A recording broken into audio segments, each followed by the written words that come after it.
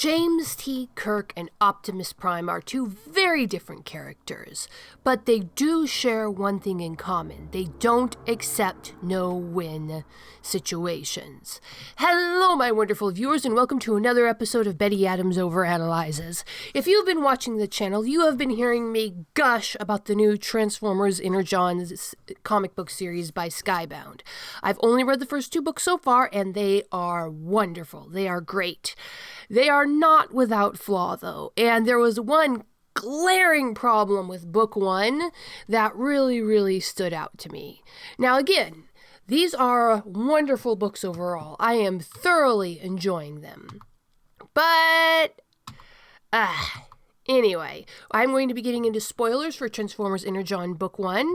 So you should, if you don't want to hear those spoilers, you can go click away. To give you some time to do that, I'm going to go tell you to check out the links below the video to get yourself a copy of my book, Humans Are Weird, Let's Work It Out. Short, absurd science fiction stories. Spoilers to come, you have been warned. The Transformers Energon series sets itself up quite differently from G1. The timeline is much shorter, giving the Cybertronians a more human understandable timeline, centuries instead of millennia. So the spaceship has only been on Earth for a few hundred years. You have this really great knockdown, drag-out brawl between Starscream and Optimus Prime. Starscream is going for Optimus' eyes. Optimus clothesline and then suplexes Starscream. It's a really great fight. But the fight turns. It's turning in the Decepticons' favor, and Optimus is put into a no-win situation where he has to make a really hard choice, which is a situation that you need to put your characters in if you're writing these leader characters. Does Optimus allow Teletron to continue activating the Decepticons and Autobots at random, risking all the Autobots being killed? Or does Optimus deactivate Teletran? And Optimus chooses, rather than have everybody wiped out and murdered by the Decepticons, to stop Teletran from reactivating. And apparently in this continuity, Teletran is being treated as basically another Autobot, a sapient life form on par with the rest of them. So this is Optimus having to shoot one of his own in order to save the greater number. It's a tough choice. While I don't really like this, I can definitely see how it is a legitimate choice. So this is not the problem I have. That the creators put Optimus in this situation, where he does need to shoot Teletran in order to save the rest of the Autobots, that's not my issue. Rather, my issue is how Optimus reacts to this.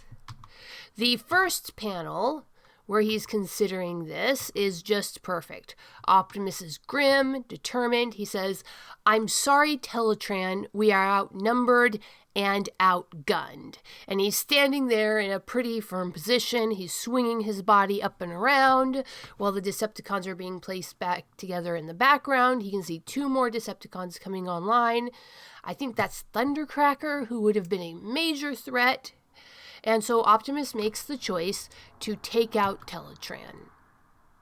It's the next panel that gets me. This is a pretty big panel, and Optimus is swinging around. He's standing there kind of knock-kneed. It's a very awkward position. His head is thrown back. His face is in shadow. And he says, "I have no choice." Now, that is not Optimus Prime, not in my opinion. If Optimus Prime was forced in the place where he did make this choice, he would not be trying to sidestep responsibility. I'm sorry, apologizing for it? Yeah, totally. Laying out the tactical reasons why he thinks it needs to be done? Totally. But he would not have said I had no choice. He had a choice. He made a choice. He made a tactical decision. So this is simply not true and comes off as a sort of mealy-mouthed avoidance of responsibility, which is 100% not in line with Optimus Prime's character.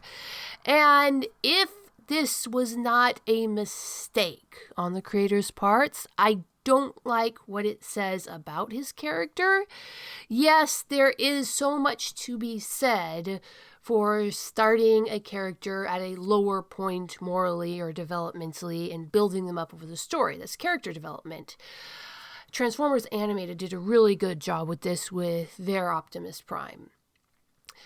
But the classic G1 Optimus Prime, the leader of Cybertron with the matrix of leadership in his chest, should not be saying, I have no choice. He would have simply left it at, I'm sorry, this is the reasons. He maybe would have offered some hope. We'll regroup and bring Ratchet back to fix you.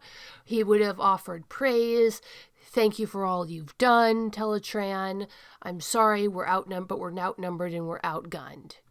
Optimus Prime would have taken responsibility for what was absolutely his choice. He would not have stood there knock-kneed and awkward, mewling about how he had no choice, because he absolutely did have a choice. He chose to shoot Teletran and stop the Decepticons from gathering more forces, to stop the incredibly powerful Thundercracker from being reanimated.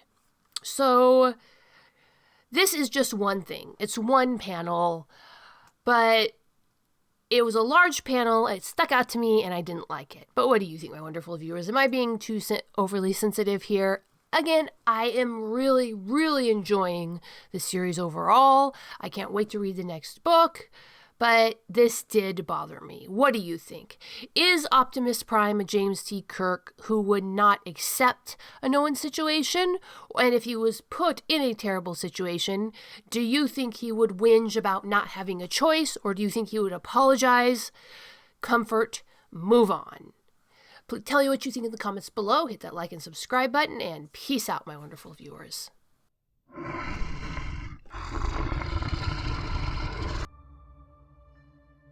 Drake McCarty's leg was shattered, deep in the wilderness. As the flash flood closed over him, something alien pulled him from the waters. A military base that shouldn't exist. An ancient warrior with secrets of his own. Drake returns to his family with a whole leg and the burden of a secret he doesn't understand. In the forest around them, someone is watching, and something followed him home.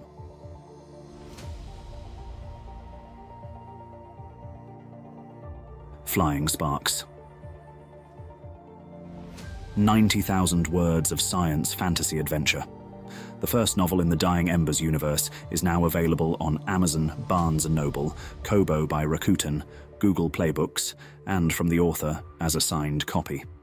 Get your copy now and step into a world where dragons walk the forest, aliens lurk on the mountain, and things go boomp in the night.